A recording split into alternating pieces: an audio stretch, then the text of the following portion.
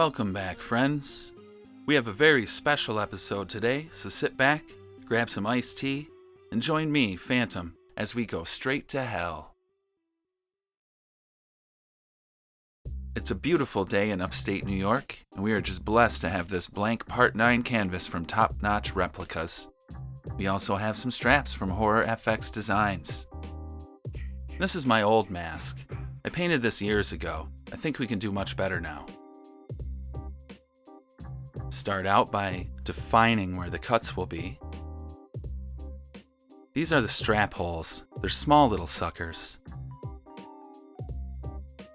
Vacuum forming doesn't leave a clear line. Just want to indicate where you're going to cut later. It's looking good. Decided to use some other colors to indicate where the scratches are lighter.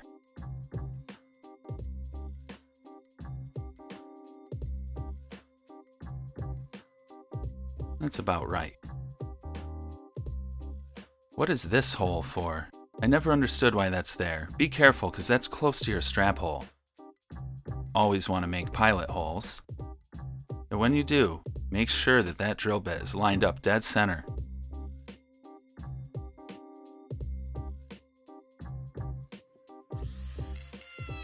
Now we're going to get into the dremeling, and we're going to use the disc bit to cut out the eye holes.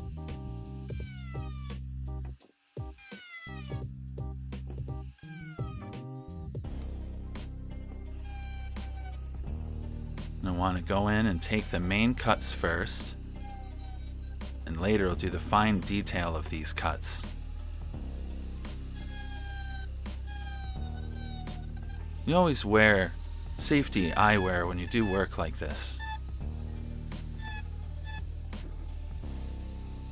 These are some very fine surface cuts. Don't go deep into the mask.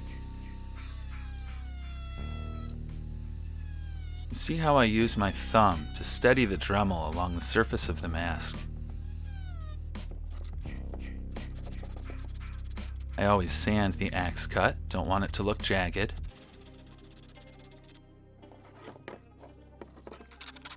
I'm taking any sharp edge off the bottom of the mask.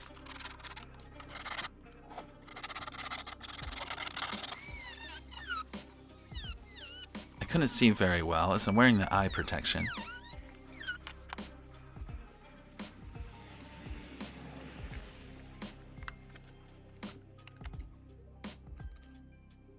So to get inside of these eye cuts, you're going to want to bend the mask slightly.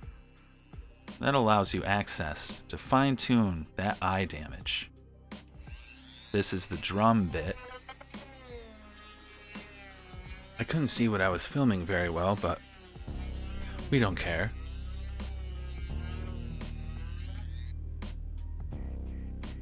I did notice that these strap holes were a little off, so I had to bring those in a little closer.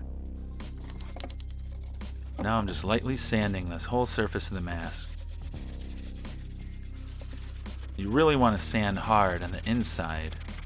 Make sure that's nice and flat and smooth. I've got just the thing for this bullet hole. The pine cone bit.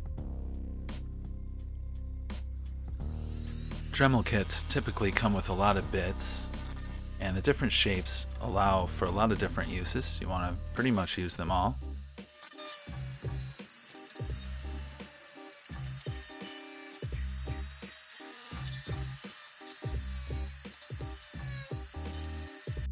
I also have this straight file, some 90-degree angles on it. I use this file a lot when I'm making masks, especially for bullet holes.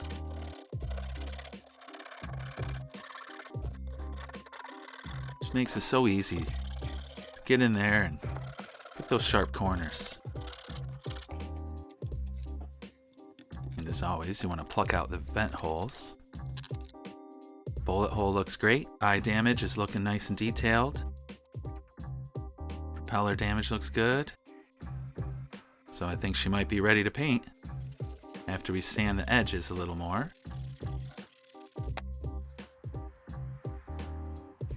Look at that. Beautiful.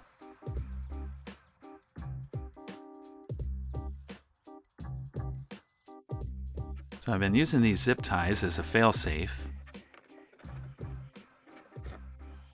So if you drop that f***er, you're going to be very upset.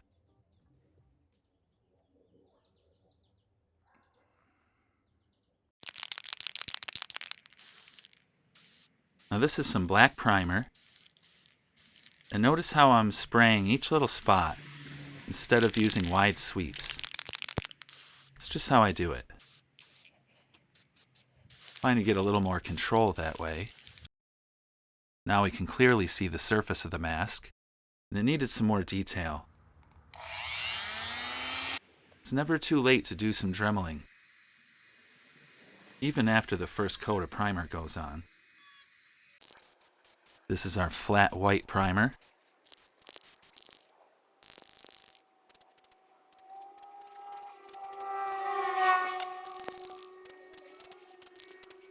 Getting the mask from every angle.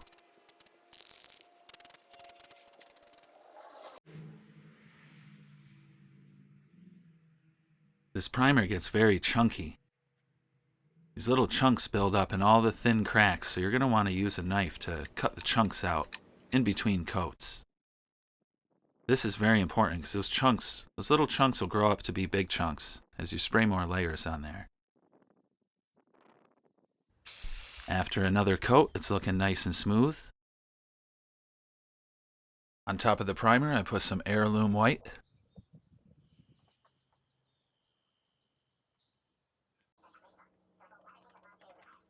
To put in the surface scratches, notice how I hold the knife like a pen, so I have total control over it.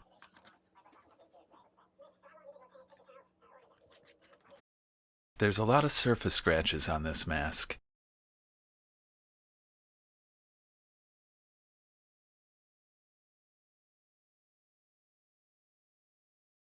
There's a little scuff on the nose. This might be ready for painting. My first color is some yellow ochre and a medium gray. You want your first layer of acrylics to be a very light color. And I'm just going to lightly dab it on all over the mask.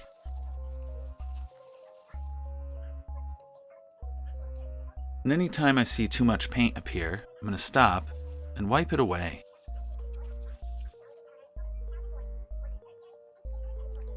And this is a thorough process. You want to go over every inch of the mask. And when you're done, you want it to look like it's stained yellow. And you might be thinking, Phantom, Jason Goes to Hell mask isn't yellow. And no, it's not. But this is the first very subtle layer. See too much paint appear, you take it off. To notice the top of the mask is starting to look like it's been in a smoky room.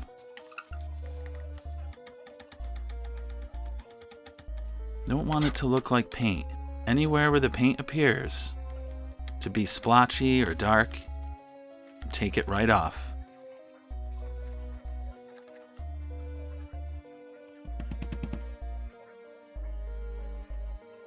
And just ever so lightly with a sponge. I'm going to continue over every inch of the mask till the whole thing is yellowed. Actually removing more paint than you're putting on the mask.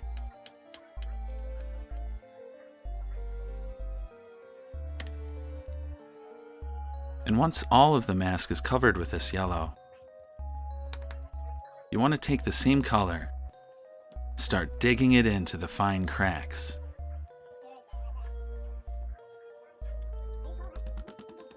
It's okay if the dirt builds up a little bit under the nose and around the eyes, so those areas will be darker later. But for the most part, you want this whole first coat to be very even. And I'm trying to press the sponge into each vent hole.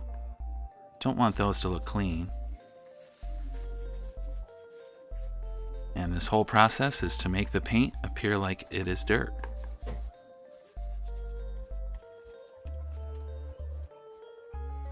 You don't want your paint to look like paint.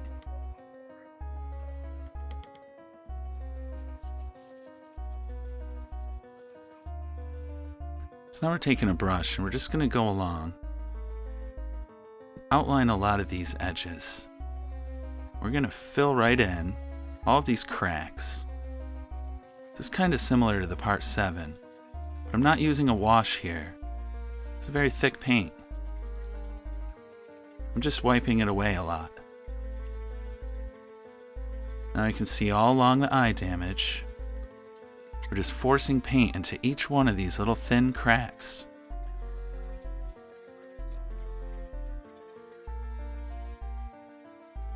You don't want to leave too much there. This is just for the cracks. And you're starting to look something like this. And this first layer of paint might be done.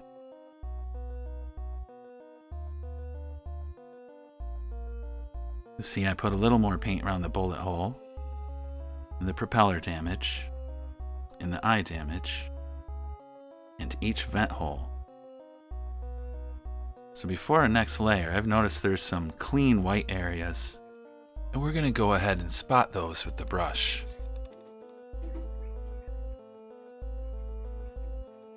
And this might look crazy, like there's no paint on the brush at all, but it's just the smallest amount of paint.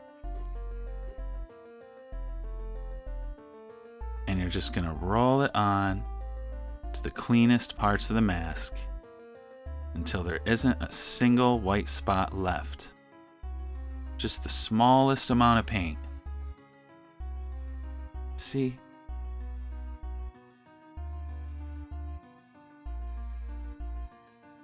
And if you get too much, if it looks dark like that, just take it right off real quick. I'm gonna lightly sand this whole layer because I don't want this layer to be too dark.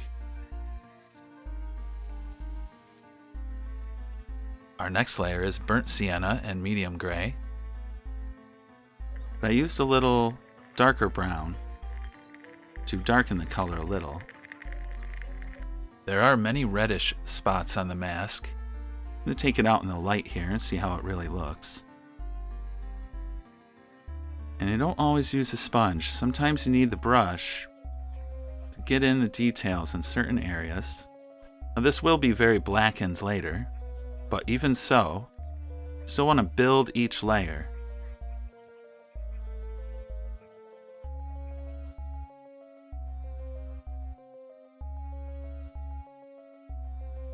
These are very specific patterns. I've been using the Mario Kerner collection as a reference. What the f is this? It's the Mario Kerner mask.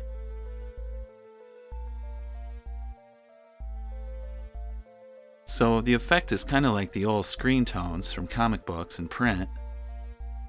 It's not really gray, it's just a lot of black dots. So to make those, we're going to mix a very dark color. And this is raw umber with a little medium gray. You just want the smallest amount of paint on the sponge. And you want to be very careful because this coat is going to go on every inch of the mask. You don't want it to be too dark anywhere. I'm trying to put this as evenly as I can.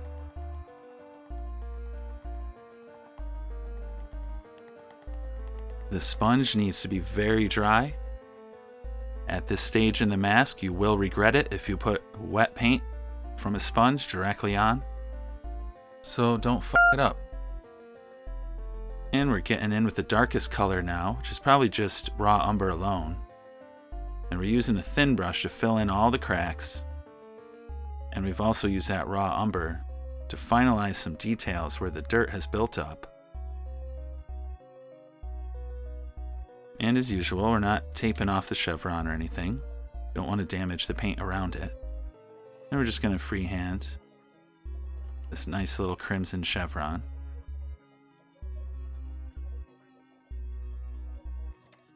I think the painted chevrons, they bring some character to the mask. It's quite a bit of charm. And the sticker chevrons, they look good on a part 3 or part 4. But the part 7, part 9, and anything past part 9, they're all painted on.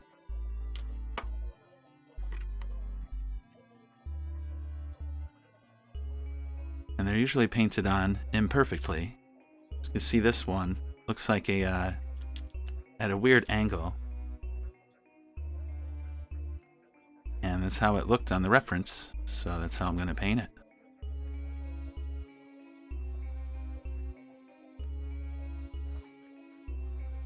See, that final line isn't straight enough. Just going to fill that in. There you go. Beautiful chevron. It's not that f***ing hard. With a little practice, I'm sure you can do this.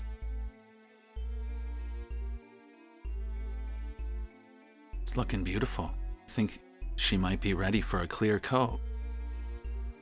But we're still not done. We want to round out the straps by sanding them.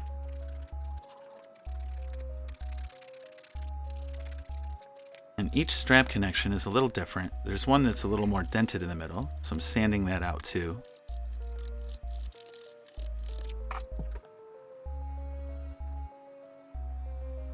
And using some burnt sienna, we're going to age these little rivets. See, we're taking some paint off of these as well. Don't want to just splash them with paint. You want to take the paint off. That's going to give you a proper weathering look. I added some black. Just taking it outside to really get an idea. This is what it looks like in the direct sun. This is in the shade. And this is indoors where it just looks beautiful. Here she is getting her clear coat of satin. Now using these pop rivets, oh no, isn't too hard, but you will see me struggling here a little bit because I like to hold the washer down as I tighten it with one hand, and I use the pop rivet fastener with the other hand. So you see me squeezing on both sides of the mask to achieve the tightest pop rivet possible. Now we've got nice clean rivets. We want to age these as well. So we're back to the burnt sienna. And I'm also putting that medium brown on the pop rivets. It's not just the burnt sienna.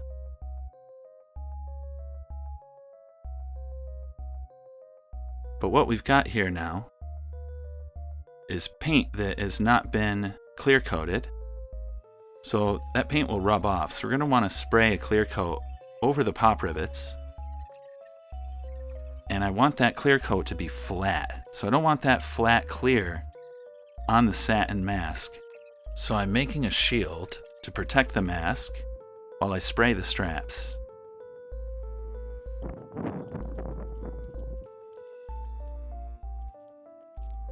Quick little spritz. That's all it takes. And that's going to protect those rivets forever. Keep them looking aged. Otherwise, that paint will rub off and they'll just look new again. That's not going to work. Much better.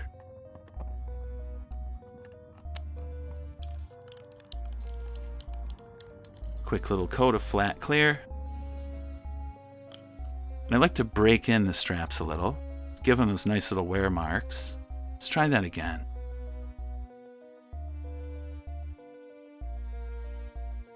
Oh, perfect. That looks great. So on to the final stages. This is a waterproof glue, which I've mixed with black paint. And this is great stuff because you can paint right over top of everything and it's going to be permanent and waterproof, just like the clear.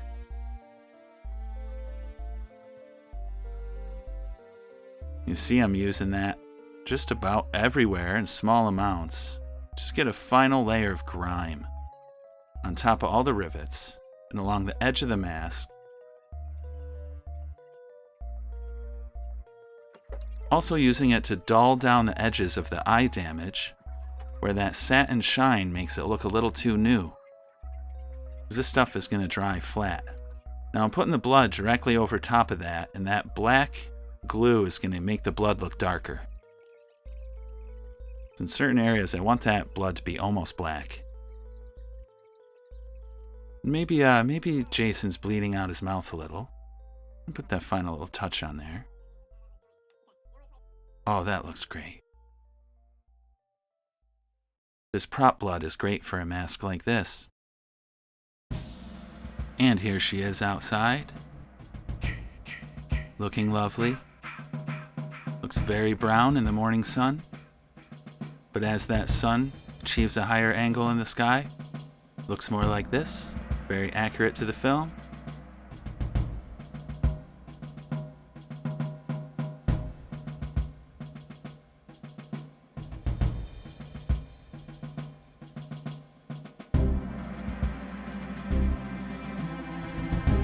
I'd like to give a big thanks to Crystal Lake John for ordering this one.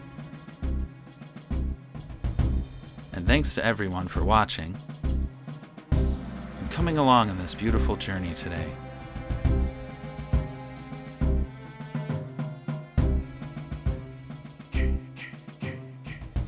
You can order one of these on my Etsy if you would like. Just check out the link below. You can get you a mask just like this if you'd like. Or you can make one of your own and use this video for some tips and pointers.